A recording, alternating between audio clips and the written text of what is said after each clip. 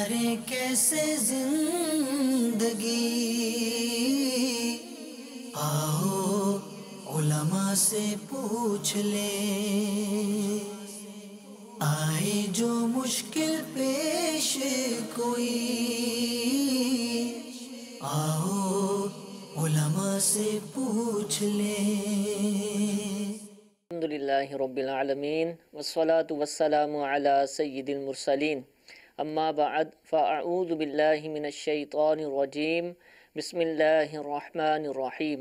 الصلاة والسلام علیک یا رسول اللہ، الصلاة والسلام علیک یا حبیب اللہ، الصلاة والسلام علیک یا نبی اللہ، وعلی آلک واصحابک یا نور اللہ۔ پیارے پیارے اسلامی بھائیوں، مدنی چینل کے ناظرین، دارالافتاء اہل سنت سلسلے میں مرحبا کہتے ہیں۔ مفتی صاحب ہمارے ساتھ تشریف فرما ہیں، درود پاک کی فضیلت سنتے ہیں۔ امیر اہل سنت دامت برکاتہم العالیہ اپنے رسالے ضیاء درود و سلام کے صفحہ نمبر 8 پر حدیث پاک نقل فرماتے ہیں، نبی کریم صلی اللہ تعالی علیہ وآلہ وسلم نے ارشاد فرمایا، قیامت کے روز اللہ عز و جل کے عرش کے سوا کوئی سایہ نہیں ہوگا۔ 3 شخص اللہ عز و جل کے عرش کے سائے میں ہوں گے۔ عرض کی گئی، یا رسول اللہ صلی اللہ تعالی علیہ وآلہ وسلم، وہ کون لوگ ہوں گے؟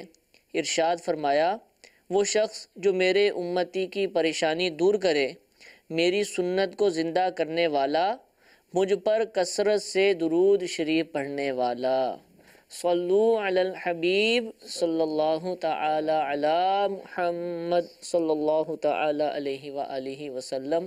کالز کی طرف بڑھتے ہیں، پہلی کال سلسلے میں شامل کرتے ہیں۔ جی چلائیے۔ میرا سوال یہ ہے کہ یہ بعض کو دیکھو نا، گھر سے آدمی باہر جاتا ہے تو اس کی والدہ یا اس کی سسٹر یا بچے چھوٹے ہوتے ہیں، ان کے سر کو انڈا لگا کے باہر پھینک دیتے ہیں، یا پیسے جو 10 یا 20 روپے کی سر کو لگا کے کسی فقیر کو دے دیتے ہیں۔ یہ پوچھنا تھا کہ یہ صدقہ ہو جاتا ہے یا کتنا صدقہ ہوتا ہے؟ مطلب مختلف طریقے رائج ہیں۔ جی جی۔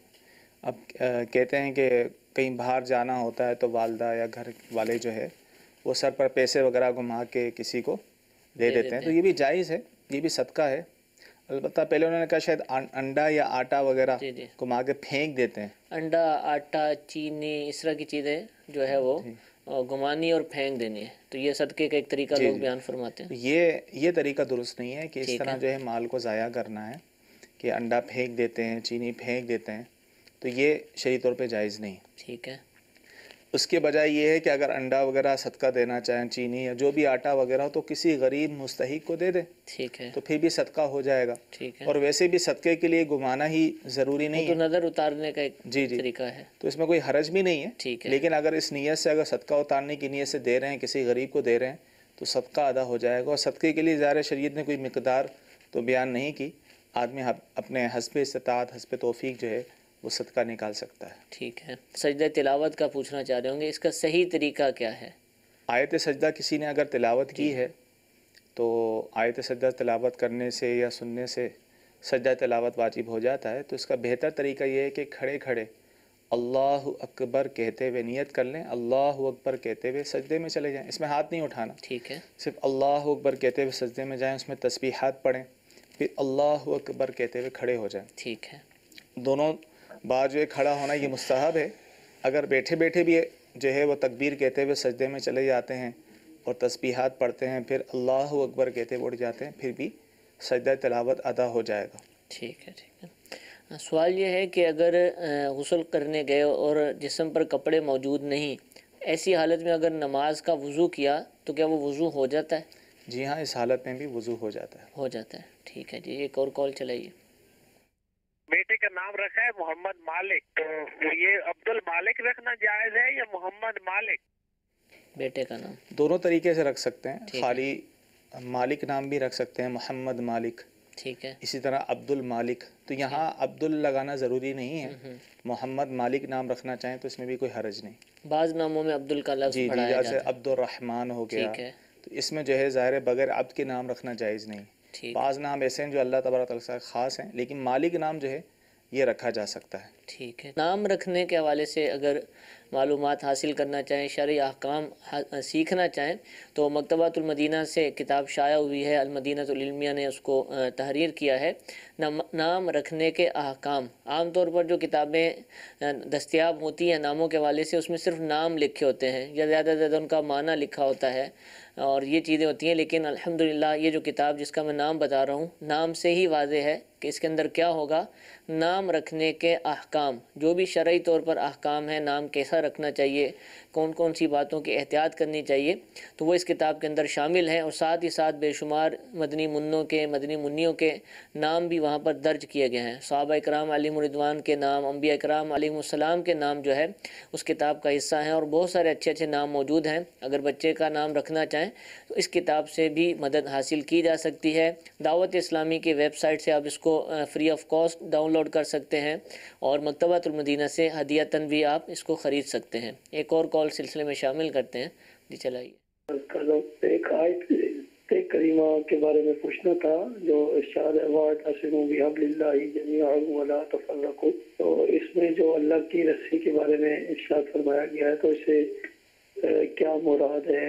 ذرا اس کی تھوڑی مفتی صاحب سے عرض ہے کہ مزید اس پھول ارشاد فرما دیں تاکہ معلومات میں اضافہ ہو جائے. قرآن پاک میں جو آیت ہے وَاعْتَصِمُوا بِحَبْلِ اللَّهِ جَمِيعًا وَلَا تَفَرَّقُوا، کہ تم سب مل کر اللہ کی رسی کو مضبوطی سے کے ساتھ تھام لو اور آپس میں تفرقے میں نہ پڑو.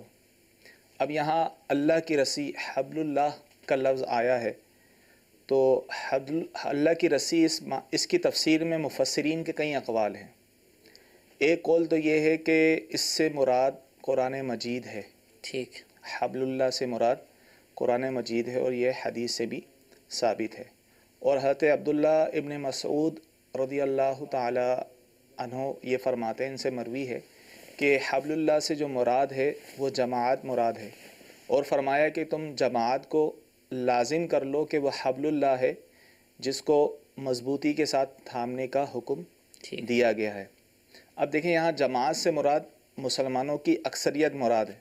اس سے یہ مراد نہیں ہے کہ دو تین بندے مل کر اپنا کوئی جماعت کا نام رکھ لیں اور کہہ رہے ہیں کہ ہم جماعت ہیں اور ہمارے ساتھ ملنے کا حکم آیا ہے. تو ایسا نہیں ہے، بلکہ مسلمانوں کی جماعت ہے جو قرآن و سنت پر اور صحابہ کے طریقے پر چل رہی ہے. اب جو لوگ اس جماعت سے جدا ہوں گے وہ تفریق کریں گے، وہ تفرقے میں پڑیں گے. بعض لوگ کیا کرتے ہیں، تمام کے تمام جماعت کے ساتھ دیگر فرقوں بھی سب کو اسی میں لے لیتے ہیں کہ وہ تفرقے میں پڑیں. اب اس کی مثال آپ ایسے لے لیں کہ جو ایک خاندان ہے، وہ آپس میں یکجا محبت کے ساتھ رہ رہا ہے، سب کچھ ہے، اتفاق ہے. اب اس میں سے کوئی ایک فرد جدا ہو جاتا ہے اور تفرقہ ڈالتا ہے تو یہ تو نہیں کہیں گے سب کے سب ہی غلط ہیں، بلکہ اس کو سمجھایا جائے گا اور اس کو کہا جائے گا تم تفریق نہ کرو، جماعت کے ساتھ ہی، خاندان کے ساتھ ہی رہو. ٹھیک ہے. تو اسی طرح جو ایک جماعت ہے الحمدللہ مسلک اہل سنت و جماعت جو قرآن و سنت کے مطابق اور صحابہ کے طریقے پر ہے. اب جو اس جماعت سے ہٹے گا، کوئی اپنا اور طریقہ اختیار کرے گا تو وہ جو ہے وہ تفریق ڈالنے والا کہلائے گا. ٹھیک ہے، تو اس سے بچنا چاہیے. سوال یہ پوچھا گیا کہ پیٹ اور سینے پر جو بال ہوتے ہیں کیا ان کو صاف کیا جا سکتا ہے؟ جائز ہے صاف کرنا، لیکن مردوں کے لیے بہتر یہ ہے کہ سینے کے بال صاف نہ کریں. ٹھیک ہے، مردوں کے حوالے سے حکم ہے. جی ایک اور کال چلائیے گا. زہرا آباد سے بول رہا ہوں. دارالمدینہ جو دعوت اسلامی کا سکولنگ سسٹم ہے اس میں زکوٰۃ کی رقم بچوں کی فیس میں جمع کروائی جا سکتی ہے؟ زکوٰۃ کی رقم بچوں کی فیس میں؟ جی دیکھیں زکوٰۃ کی رقم کسی عوض میں نہیں دے سکتے. ٹھیک ہے. یعنی اجرت پہ کوئی آپ کا ملازم ہے، اس کی اجرت پہ آپ اس کو دے رہے ہیں. اسی طرح آپ کے بچے اسکول میں پڑھ رہے ہیں، اس کی اجرت جو فیس ہے اس کی مد میں آپ زکوٰۃ دے رہے ہیں، تو اس طرح زکوٰۃ کسی عوض میں نہیں دی جا سکتی. ٹھیک ہے. تو لہٰذا یہاں دارالمدینہ ہو یا کوئی بھی اسکول ہو، اس طرح فیس کے طور پر جو ہے وہ زکوٰۃ دینا جائز نہیں. اگر دے دی تو وہ ادا نہیں ہوگی. اچھا، یہ دو صورتیں ہو سکتی ہیں. ایک تو یہ کہ اپنے بچوں کی فیس کی جگہ زکوٰۃ دے دیں، اور دوسرا یہ کہ دارالمدینہ کو زکوٰۃ دے دیں. جیسے عمومی طور پہ ہوتا ہے کہ دارالمدینہ والے بھی دعوت اسلامی کے لیے، ٹھیک ہے، وہ اسکول کے لیے زکوٰۃ جمع نہیں کرتے کیونکہ اسکول میں زکوٰۃ نہیں لگتی. ٹھیک ہے. وہ دعوت اسلامی، کیونکہ دعوت اسلامی کے تحت ہی دارالمدینہ چل رہا ہے، تو وہ دعوت اسلامی کے لیے زکوٰۃ اکٹھی کرتے ہیں. تو اس طور پہ اگر کوئی ان کو زکوٰۃ دیتا ہے تو اس میں کوئی حرج نہیں. اور وہ لگائی کسی اور جگہ جاتی ہے، وہ کسی اور جگہ جاتی ہے، دارالمدینہ اسکول میں نہیں لگائی جاتی کیونکہ ان کے نمائندے ہوتے ہیں اور رمضان کے مہینے ان مہینوں میں جن مہینوں میں زکوٰۃ ادا کرتے ہیں دارالمدینہ والے بھی زکوٰۃ جمع کرتے ہیں. ٹھیک ہے. تو اس طور پر اور وہ جو ہے جن کے بچے دارالمدینہ میں پڑھتے ہیں تو وہ درخواست ریکویسٹ وغیرہ بھی بھیجتے ہیں کہ دعوت اسلامی کو اپنی زکوٰۃ فطرہ اور قربانی کے دنوں میں قربانی کی کھالوں کی جو ہے وہ کہتے ہیں کہ دعوت اسلامی کو دیں. تو اس طور پہ دعوت اسلامی کو دینا جائز ہے, لیکن ڈائریکٹ دارالمدینہ میں زکوٰۃ نہیں دی جا سکتی فیس کے طور پر. ٹھیک ہے. تو یہ جو لی جا رہی ہوتی ہے دارالمدینہ جو دعوت اسلامی کا اسکولنگ سسٹم ہے, یا مدارس المدینہ ہے, یا جامعات المدینہ ہے, یا کسی بھی شعبے کے اسلامی بھائی یا آپ کے علاقوں کے اسلامی بھائی آپ سے رابطہ کرتے ہیں, تو وہ دعوت اسلامی کے لیے ہی مدنی عطیات وصول کرتے ہیں. پھر اس کو جو بھی شرعی تقاضے ہیں, شرعی طریقہ کار ہے, اس کے مطابق الحمدللہ خرچ کرنے کا سلسلہ موجود ہے. ایک اور کال سلسلے میں شامل کرتے ہیں. جی چلائیے. رخصت کے بعد ولیمہ کرنا سنت ہے یا نکاح کے بعد یعنی کہ ولیمہ کرنا سنت ہے؟ ہاں نکاح پہلے ہو جاتا ہے. جی کئی دفعہ دیکھیں دعوت ولیمہ سنت ہے, اور ولیمہ یہ ہے کہ شب زفاف کے بعد, یعنی جس کو سہاگ رات بھی کہتے ہیں, اور اس شب زفاف کے بعد جو ہے اگلے دن صبح جو ہے وہ اپنے دوست احباب عزیز اور رشتہ داروں کو بلا کر دعوت کر دی جائے, تو یہ ولیمہ ہے. پہلے دن یا دوسرے دن 2 دن تک جو ہے وہ دعوت ولیمہ ہو سکتی ہے. لیکن انہوں نے کہا کہ نکاح کے بعد ہوگی یا رخصتی کے بعد. عمومی طور پہ نکاح پہلے ہوتا ہے, رخصتی بعد میں ہوتی ہے. تو رخصتی سے پہلے شب زفاف سے پہلے ولیمہ نہیں ہو سکتا. ٹھیک ہے. وہ عام دعوت ہوگی, ولیمے کی سنت ادا نہیں ہوگی. ولیمے کی سنت جو ہے وہ شب زفاف کے بعد ہی ادا ہوگی, وہ بھی 2 دن تک. 2 دن کے بعد مزید اگر کئی دن گزار لیتے ہیں تو وہ پھر دعوت ولیمہ نہیں کہلائے گی. دعوت ہے لیکن جو سنت ہے ولیمہ کرنا وہ نہیں کہلائے گی. اچھا, جب یہ سنت ہے تو اس کا مطلب ہے اس کے لیے نیت بھی کرنی ہوگی کہ میں جو دعوت کل رکھ رہا ہوں یہ سنت کی نیت سے رکھ رہا ہوں. بالکل ایسی ہے. ٹھیک ہے. اگر کوئی ظاہر ہے وہ کوئی اور مضموم نیت رکھتا ہے تفاخر کی کہ میری واہ واہ ہو, ٹھیک ہے, جیسے عمومی طور پہ دیکھا یہ گیا ہے, تو وہ پھر نہ سنت ادا ہوگی, اوپر یہ ہے کہ اس پر وعید. اچھا, ویسے پتہ ہے کہ ولیمے کی دعوت کر رہا ہوں, لیکن اس کو یہ نہیں, اس کا ادراک نہیں ہے, سمجھ نہیں ہے کہ یہ سنت بھی ہے, تو صرف ولیمے کی نیت سے ولیمہ کیا جاتا ہے. تو اب بھی عمومی طور پہ ولیمے کی نیت بھی کر لی, کوئی ولیمہ سنت ہے, یہ تقریباً لوگ جانتے ہیں کہ ولیمہ کی جاتی ہے, تو ولیمے کی نیت سے بھی کر لی تو سنت ادا ہو جائے گی. ٹھیک ہے. تو اس کے لیکن عمومی طور پہ یہ ہوتا ہے کہ لوگ جو ہے 2 دن کے بعد بھی, جیسے شب زفاف کے 4تھے دن 5ویں دن بھی ولیمہ ہو رہا ہوتا ہے, تو اگرچہ وہ نیت بھی کر لیں لیکن وہ سنت ادا نہیں ہوگی. تو حضور اس کے عام طور پہ تو بہت بڑے پیمانے پر کیا جاتا ہے, غریب ہو امیر ہو اس کی کوشش ہوتی ہے کہ زیادہ لوگ بلائیں, لیکن جیسے کہ آپ فرما رہے ہیں کہ سنت ہے, اور اب ایک شخص ایسا ہے کہ جس کی استطاعت نہیں ہے تو وہ بڑی دعوت تو کر ہی نہیں سکتا, وہ چھوڑ ہی دیتا ہے, تو کیا ایسا اس کو مدنی مشورہ دیں گے بھلے 4 آدمیوں کو بلا کر یہ سنت پوری کر لو؟ دیکھیں اس کے لیے کوئی کثیر انتظام کی ضرورت نہیں ہے. آپ علیہ الصلوۃ والسلام نے بھی ولیمہ کیا, اور جس میں جو سب سے بڑا ولیمہ تھا وہ حضرت زینب رضی اللہ تعالیٰ عنہ کے نکاح میں, وہ بھی 1 بکری ذبح کی تھی, جو سب سے بڑا ولیمہ, جو سب سے بڑا. اور بعض ازواج مطہرات کے اس میں جو ستو کھجوریں وغیرہ بھی اس میں بھی ولیمہ ہو گیا. ٹھیک ہے. تو اس کے لیے کوئی بڑا اہتمام کرنا ضروری نہیں ہے, چند رشتہ داروں کو دوستوں کو اس نیت سے بلا کر کھلا دیتے ہیں تو پھر بھی سنت ادا ہو جائے گی. ٹھیک ہے, سنت کی نیت کریں اور اس پر عمل بھی کیا جائے. اسلامی بہنوں کے آئی بروز بنانا کیسا ہے؟ اگر بہت زیادہ بال ہو جائیں, لمبے لمبے ہو جائیں, پیشانی تک آ رہے ہوں, تو اب کیا حکم ہوگا؟ دیکھیں آئی بروز بنانا تو جائز نہیں ہے. البتہ فقہاء کرام نے یہ فرمایا کہ ایسے بڑے ہو گئے ہیں کہ بدھے سے معلوم ہو رہے ہیں تو پھر تھوڑے بہت کاٹنے کی اجازت ہے, لیکن جس طرح فیشن کے طور پر جو باریک کرتی ہیں اس کی شرعی طور پہ بالکل اجازت نہیں ہے. اور وہ بھی جتنے بڑے ہیں اتنے ہی کاٹنے کی اجازت, اس چکر میں پوری سیٹنگ کر دی جائے تو وہ جائز نہیں, یہ ٹھیک نہیں ہوگا. جی ایک اور کال چلائیے گا. میرا یہ سوال ہے کہ جیسے مقدس اوراق ہم جسے اٹھاتے ہیں اور جو نہیں اٹھا سکتے تو ہم گناہگار تو نہیں ہوں گے؟ مقدس اوراق کے حوالے سے سوال ہے. دیکھیں اگر مقدس اوراق اگر نظر آتے ہیں تو اس کو اگر اٹھا سکتے ہیں تو اٹھانا چاہیے. ٹھیک ہے. ٹھیک ہے نا. بعض جگہ ایسی جگہ پڑے ہوئے ہوتے ہیں کہ وہاں اٹھانا جو ہے وہ مشکل ہو جاتا ہے, تو اگر تو خاص کسی جیسے قرآن پاک کے مقدس اوراق ہیں اس طرح کے, وہاں اگر نظر پڑ گئی ہے اس پر اور اٹھانے میں بھی کوئی حرج نہیں ہے تو اٹھانا ضروری ہوگا. ٹھیک ہے. اور اگر یہ ہے کہ اس کی طرف جیسے اخبار وغیرہ پڑا ہوتا ہے, عمومی طور پر پتہ نہیں ہوتا اس کے اندر کیا ہے کیا نہیں, تو وہاں اٹھانا ضروری نہیں, لیکن جہاں قرآنی آیات اس طرح کے مقدس اوراق پر نظر پڑ گئی ہے تو اس کو اٹھانا ہوگا. ٹھیک ہے جی, ایک اور کال چلائیے. میرا سوال یہ ہے کہ مجھے پیسے ملے ہیں اور وہ کافی زیادہ ہیں سر, اور میں صبح سے ان کی تلاش میں ہوں، وہ مجھے نہیں مل رہے. اگر وہ مجھے مل جاتے ہیں تو میں انہیں دے دوں گا، اگر وہ مجھے نہ ملیں تو وہ پیسے کہاں استعمال ہوں گے؟ جی ظاہر انہوں نے اس نیت سے ہی اٹھائے ہیں کہ مالک تک پہنچائیں. اس کا حکم یہ ہے کہ ایسے معاملات میں تشہیر کریں، خوب معلومات کریں. اگر اتنا عرصہ گزر جاتا ہے کہ اب اس کا مالک بھی اس کو تلاش نہیں کرتا ہوگا اور مالک کا ملنا جو ہے اب دشوار ہے، تو ایسی صورت میں جب یقین ہو جائے تو ایسی صورت میں اس رقم کو صدقہ کر دیا جائے، کسی مسجد مدرسے میں بھی دے سکتے ہیں. ٹھیک ہے. لقطے کے جو احکام ہیں وہ اس پر لگیں گے، اور اس کے حوالے سے الحمدللہ ہم نے متعدد مرتبہ پورے سلسلے کیے ہیں لقطے کے بارے میں احکام، لقطے کے احکام اور گری پڑی چیز کے احکام. ان ناموں سے آپ دعوت اسلامی کی ویب سائٹ سے دارالافتاء اہل سنت کے سلسلے ڈاؤن لوڈ کر سکتے ہیں، ان کو ملاحظہ کیجیے، انشاءاللہ مزید تفصیلات بھی معلوم ہوگی. جی ایک اور کال چلائیے. اللہ تعالی عرض کرو پاکپور شریف سے میرا دارالافتاء اہل سنت سے سوال ہے کہ ایک مسجد کی چیز جو بنی ہوئی ہے اور وہ مسجد کے استعمال میں بھی ہے، آیا کہ وہ دوسری مسجد کے لیے اس کو بیچ سکتے ہیں کہ نہیں؟ دیکھیں، جو چیز جس مسجد کے لیے خریدی گئی ہے یا جس مسجد پر وقف ہے اور وہ چیز قابل استعمال بھی ہے، تو ایسی صورت میں کسی اور مسجد میں دینا جائز نہیں ہوگا، بلکہ اسی مسجد میں ہی اس کو استعمال کیا جائے گا. ٹھیک ہے جی. ایک اور کال چلائیے. کیا ہم مسجد کے چندے سے جو ہے وہ مولوی کو تنخواہ دے سکتے ہیں؟ امام صاحب جو ہیں دیکھیں، اگر امام صاحب کی تنخواہ مسجد کے متولی اتنی رکھتے ہیں عرف کے مطابق جو واجبی طور پر ہوتی ہے تنخواہ، تو وہ مسجد کے چندے سے دی جا سکتی ہے. ٹھیک ہے. اور اگر وہ عرف سے زیادہ دیتے ہیں، عمومی طور پہ اتنی تنخواہ نہیں ہوتی، وہ زیادہ دے رہے ہیں، تو پھر مسجد کے چندے سے وہ زیادتی دینا جائز نہیں ہوگا. ہاں اپنے پلے سے دے رہے ہیں تو دے سکتے ہیں. ٹھیک ہے. لیکن اگر مسجد کے چندے سے دیں گے تو اس صورت میں توان ان پر آئے گا اور امام صاحب کو پتہ ہونے کے باوجود لینا جائز نہیں ہوگا. تو عرف کے مطابق ہر علاقے کا، ہر ایریے کا اپنا اپنا عرف ہوتا ہے. عرف کے مطابق جتنی تنخواہ بنتی ہے تو وہ مسجد کے چندے سے دی جا سکتی ہے. ٹھیک ہے. اس کی مزید تفصیلات معلوم کرنی ہو تو مفتیان کرام سے رجوع کیا جائے. سوال یہ پوچھا جا رہا ہے کہ نابالغ کے مال کو اس کے انتقال کے بعد کیا کیا جائے گا، اس کا کیا حکم ہے؟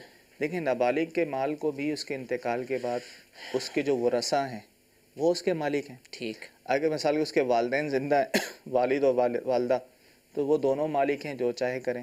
یا صرف والد صاحب ہیں تو وہ اکیلے مالک ہیں، دو چاہے کریں. تو اگر والد صاحب نہیں ہیں، والدہ بھی نہیں ہے، بہن بھائی ہیں، تو یعنی جو اس کے وارث بنتے ہوں وہ اب اس رقم کو استعمال کر سکتے ہیں. یعنی جو وارث بنتے ہیں اس سے مراد شرعاً جو وارث بنیں گے، وہ ترتیب ہے، وہ ہر ایک مرنے والے کے اعتبار سے الگ ہوگی. ہاں، نابالغ کے اگر والد زندہ ہوں اور والدہ زندہ ہوں تو ان دونوں کو ہی ملے گا اور کسی کو نہیں ملے گا.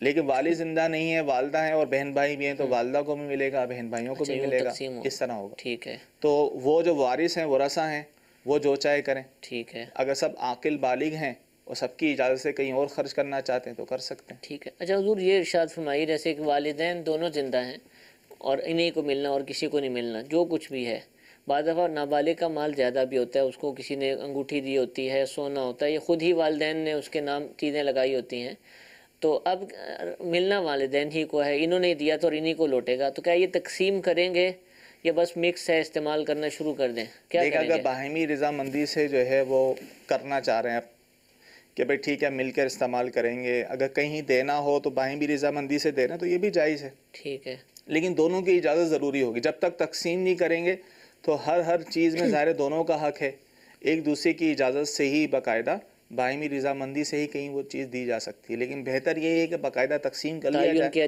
تعین کر لیا جائے، یہ تقسیم کر دیا جائے تاکہ ہر ایک کا حصہ ممتاز ہو جائے، وہ اپنے حصے کے مطابق جو چاہے کرے. اگر کل کو ان میں سے کسی کا انتقال ہو تو پتہ ہو کہ یہ مال اس کا تھا اور اس کی وراثت پھر اس میں جاری ہوگی، تو یہ کر لیا جائے کیونکہ اس کی طرف عام طور پر توجہ نہیں ہوتی.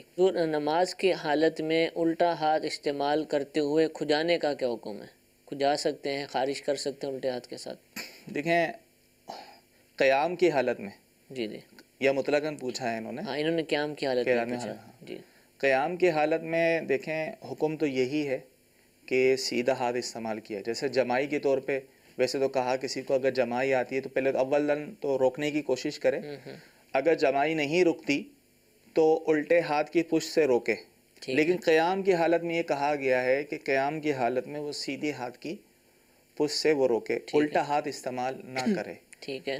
اور اسی طرح خارش وغیرہ کرنی ہو کہ وہ بھی سیدھے ہاتھ سے ہی کی جائے, الٹے ہاتھ سے نہ کی جائے. لیکن اگر اس وقت کسی نے الٹا ہاتھ استعمال کر لیا تو اس صورت میں ہی نماز فاسد نہیں ہوگی. ٹھیک ہے. بعض لوگ یہ سمجھتے ہیں الٹا ہاتھ استعمال کر لیا, دونوں ہاتھ کو حرکت ہو گئی تو لہذا یہ عمل کثیر میں آ جائے گا, تو یہ صورت عمل کثیر میں نہیں بنے گی. لہذا لیکن ایسا کرنا نہیں چاہیے. ٹھیک ہے. قیام کی حالت میں سیدھا ہاتھ ہی استعمال کرنا چاہیے. بقیہ حالات میں الٹا بھی کیا جائے. جی جی بقیہ. ٹھیک ہے جی. ایک اور کال چلائیے.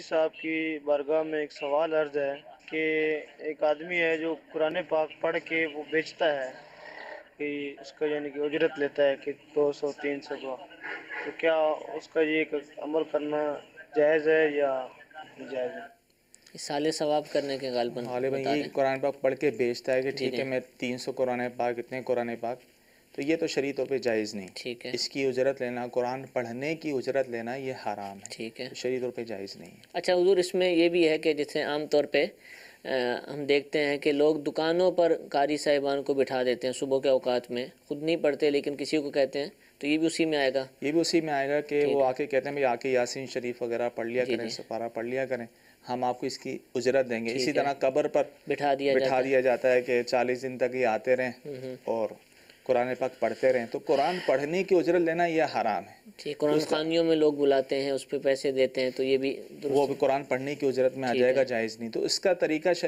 فقہ کرام نے یہ بیان کیا ہے کہ اس طرح اگر کسی قاری صاحب کو مقرر کرنا بھی ہے تو ان کا وقت کا اجارہ کر لیا جائے. بھائی آپ اتنے سے لے کر اتنے بجے تک آپ آئیں, یہ وقت کا اجارہ ہے آپ کا, ہم آپ سے جو کام چاہیں لے سکتے ہیں, اس کے لیے کوئی اجرت مقرر کر لیں, وقت کی اجرت, پھر ان سے جو ہے قرآن پاک پڑھوا سکتے ہیں اس طرح کا. لیکن عمومی طور پہ ایسا ہوتا نہیں ہے. قرآن پڑھنے کی اجرت دے رہے ہوتے ہیں تو یہ شرعی طور پر جائز نہیں. ٹھیک ہے. پڑھانے کی اجرت لینا جائز ہے, قرآن پڑھانے کی اجرت, کیونکہ اولاً تو یہ تھا کہ کسی قسم کی جو طاعت ہے, عبادت ہے, اس کی اجرت جائز نہیں تھی. ٹھیک ہے. لیکن علماء کرام نے, فقہ کرام نے, متاخرین علماء نے چند عبادات طاعت ایسی ہیں جس کی اجرت کو ضرورت کے تحت جائز قرار دے دی, جیسے امام کی امامت کی اجرت, مؤذنی کی اجرت, واعظ کی اجرت, اور اسی طرح قرآن پڑھانے کی اجرت, تو یہ جائز ہے. قرآن پڑھنے کی اجرت جو ہے اس کی شرعی طور پہ اجازت نہیں ہے, وہ حرام ہے. اگر ان کاموں کے لیے اجرت نہ دی جاتی تو پھر یہ ہو نہ پاتے, کون امامت کے لیے آتا, کون قرآن پڑھاتا, تو یہ علماء نے اس کی اجازت دی ہے. جی ایک اور کال چلائیے. عمری بہت زیادہ ہیں اور گائے بگائے بیچ میں بھی رہ جاتی ہیں, تو قضاء عمری کی نیت کس طرح کرنی ہوگی, کس طرح ادا کرنی ہوگی, پہلا سوال. اور دوسرا سوال یہ ہے, اگر وضو کی حالت ہے اور نماز پڑھ لی ہے اور پھر اس کے بعد بھی وضو ہے اور کسی کے سطر پہ نظر پڑ جاتی ہے, اور یا اپنے ہی پیر میں یا گھٹنے میں اگر آپ کو کوئی دوائی وغیرہ لگانی ہے اور آپ اپنی قمیض اوپر کر لیتے ہیں, تو اس طرح وضو ٹوٹے گا یا نہیں ٹوٹے گا؟ پہلا سوال انہوں نے یہ کیا قضاء عمری کے حوالے سے کہ نیت کس طرح کی جائے, کیونکہ کئی نمازیں قضا ہو جاتی ہیں, یاد نہیں رہتا کہ کون سے دن کی نماز ہے. تو ایسی صورت میں پھر حکم یہ ہے, اگر کس پر بہت ساری نمازیں قضا ہوں تو یہ نیت کر لے کہ مجھ پر جو اب سب سے پہلے نماز قضا ہے, یعنی فجر کی قضا کر رہا ہے, مجھ پر اب جو سب سے پہلے فجر کی قضا ہے, یہ بھی نیت کر سکتا ہے. یہ بھی کر سکتا ہے سب سے آخر میں جو مجھ پر قضا ہوئی میں اس کی نیت کرتا ہوں. تو ہر نماز میں اس طرح نیت کرتا رہے تو ہو جائے گی. دوسرا سوال انہوں نے یہ پوچھا کہ وضو کیا ہے اور کسی کے سطر یا اپنی سطر پہ اگر نظر پڑ جاتی ہے تو اس صورت میں وضو نہیں ٹوٹتا. ٹھیک ہے, وضو نہیں ٹوٹے گا. جی ایک اور کال چلائیے. میرا الیکٹرانکس کا کام ہے تو میں فون پہ مال منگواتا ہوں, تو اس حوالے سے مفتی صاحب سے کچھ سوال عرض کرنا تھا کہ فون پہ مال منگوانا کیسا ہے, اور اگر ان کو وہ کہتے ہیں کہ ہمیں پہلے پیمنٹ لگوا دو بعد میں ہم مال بھیجیں گے, تو اس حوالے سے پوچھنا تھا کہ یہ کرنا کیسا ہے. دیکھیں, ان کا اس طرح فون پر خرید و فروخت کرنا تو جائز ہے, ایجاب و قبول اس کی علماء نے جو ہے اجازت دی ہے. لیکن مسئلہ یہاں یہ ہوتا ہے کہ ٹھیک ہے پہلے بھی ایڈوانس میں بھی پیسے دیے جا سکتے ہیں اور بعد میں اس سے, لیکن جب تک ان کے پاس مال نہ آ جائے, قبضے میں نہ آ جائے, اس وقت تک یہ آگے بیچ نہیں سکتے. عمومی طور پہ یہ ہوتا ہے آگے سے آرڈر دیا اور اس مزید اس کے بعد پارٹی آ رہی ہے, وہ اس کو بیچ بھی رہا ہے, اس کو پتہ ہے کہ میرے پاس مال آ جائے گا تو میں اس کو بیچ دوں گا. تو جب تک اپنے قبضے میں مال نہ آ جائے اس وقت تک آگے بیچنا جائز نہیں ہوگا. البتہ ان کا جو ہے فون پر کسی سے خرید و فروخت کر رہے ہیں, ان کے پاس مال ہے, ان سے مال خریدتے ہیں, تو یہ جائز ہے. تو حضور آج کل ویب سائٹس کے ذریعے بہت زیادہ خرید و فروخت ہوتی ہے. آپ آن لائن جاتے ہیں، رابطہ کرتے ہیں، وہ آپ سے رابطہ کرتے ہیں، جی ہاں یہ چیز ہم اتنے کی دیں گے، لیکن ان کے پاس وہ چیز ہوتی نہیں ہے، کیونکہ بہت ساری چیزیں بڑے بڑے ایجنٹس کے پاس ہوتی ہیں، ان کے وہ ایڈ وغیرہ چلا رہے ہوتے ہیں خود بھی ان کی طرف سے. تو جب آرڈر ملتا ہے تو اس کے بعد پھر وہ آرڈر کرتے ہیں. آرڈر دے سکتے ہیں. ٹھیک ہے. جیسے کہ نا شروع میں جیسے فلیٹس وغیرہ بک ہو رہے ہوتے ہیں. جی جی. تو عمومی طور پہ تو ابھی تو فلیٹ بننے نہیں ہوتے، تو شروع میں بک کرنا جائز. اچھا. اس کو کہتے ہیں بے استثناء. اس طرح آرڈر کی بے خرید و فروخت، تو یہ شروع میں بک کرنا جائز ہے. تو بکنگ کرنا جائز ہوگا، لیکن جب تک وہ فلیٹ بن نہیں جاتے اس کا آگے بیچنا جائز نہیں ہوگا. ٹھیک ہے. نہیں تو اس میں کیا کریں؟ اس میں بھی یہ کر لیں، پتہ ہے کہ ان کے پاس نہیں ہے. جی جی. یا وہ پھر ایسا کرے کہ وعدہ بے کر لیں کہ ٹھیک ہے میں آپ سے خریدوں گا، میں آپ کو بیچ، اس وقت ڈن نہ کریں سودا. ٹھیک ہے. پھر جب اس کے قبضے میں مال آ جائے پھر اس سے بات کریں، ہاں بھی یہ چیز ہے میرے پاس، میں آپ کو اتنی کی بیچتا ہوں. تو ایسی صورت میں بعد میں خرید و فروخت کی جائے. جیسے وہ رابطہ کرتے ہیں کہ انٹرنیٹ پر ہم نے جا کے کلک کیا کہ ہمیں یہ چیز چاہیے، تو اب میں جب فون کروں اگر میں بیچنے والا ہوں تو اس سے بولوں کہ ٹھیک ہے یہ چیز میں آپ کو اتنے کی دے دوں گا. اور جب اس کے گھر لے کے جائے ڈیلیوری تو اس وقت پھر اس سے ایجاب و قبول کر لیا، پھر بھلے پیچھے خریدتا رہے. تو یوں اس کی صورت نکل سکتی ہے. کیونکہ میری اس طرح بات ہوئی نا تو بہت ساری کوانٹٹی میں مصنوعات ہوتی ہیں، بہت زیادہ ہوتی ہیں، اور ہر چیز ہر وقت رکھنا یہ ان کے لیے ممکن نہیں ہوتا. تو وہ پہلے طے کرتے ہیں فیس بک کے ذریعے یا کسی اور ذریعے سے، اور اس کے بعد پھر جو ہے وہ خرید کر لے کر آتے ہیں، پھر ڈیلیوری کرتے ہیں. تو وہ وعدہ بے کر لیں، جیسے وعدہ بے کر لیں. لیکن اس کی صورتحال وعدہ بے کس طرح ہوگی، کیا ہوگی؟ جس کے ساتھ صرف اس مسئلے کو سن کر کوئی بولے میں صرف وعدہ بے کر لوں. عمومی طور پہ ہاں ہمارے یہاں جو سلسلہ ہوتا ہے یہ بات چیت ہی ڈن ہوتی ہے. اب کنفرم ہوتا ہے اس سے وہ پھر نہیں سکتا. ٹھیک ہے. اس کی صورتیں ہیں، اس کے لیے باقاعدہ جس کا جو مسئلہ ہے وہ چاہتا ہے کہ میں شرعی طریقے سے خرید و فروخت کر لوں. صورتیں ہیں شریعت نے بتائی ہیں، وہ دارالفتاء اہل سنت میں رابطہ کر لیں، انشاءاللہ ان کو بہتر صورت بتا دی جائے گی. ٹھیک ہے. تشریف لیں دارالفتاء اہل سنت میں، اور بیٹھ کر مفتی صاحب کے سامنے اگر گفتگو کریں گے. باب المدینہ کے اگر آپ رہنے والے تو الحمدللہ باب المدینہ کراچی میں 5 دارالفتاء اہل سنت موجود ہیں. آپ ان میں تشریف لا سکتے ہیں، ان میں رابطہ کر سکتے ہیں. کھارا در جو کہ ہمارا ایک تجارتی مرکز ہے باب المدینہ کا، وہاں پر جو بخاری مسجد ہے پولیس چوکی کے ساتھ، وہاں بھی دارالفتاء اہل سنت موجود ہے. ہمارا مرکزی دارالفتاء اہل سنت باب المدینہ کا کنز الایمان مسجد، بابری چوک، گرو مندر، وہاں پر جہاں سبز گنبد شریف بنا ہوا ہے مسجد کے اوپر، اس کے نیچے آفس ہے، وہاں پر بھی موجود ہے. صدر کے اندر اکبر روڈ جو کہ موٹر سائیکل مارکیٹ ہے، وہاں اقصی مسجد میں موجود ہے. اسی طریقے سے فیض مدینہ مسجد کریلا اسٹاپ نیو کراچی کے اندر دارالفتاء اہل سنت کی شاخ موجود ہے.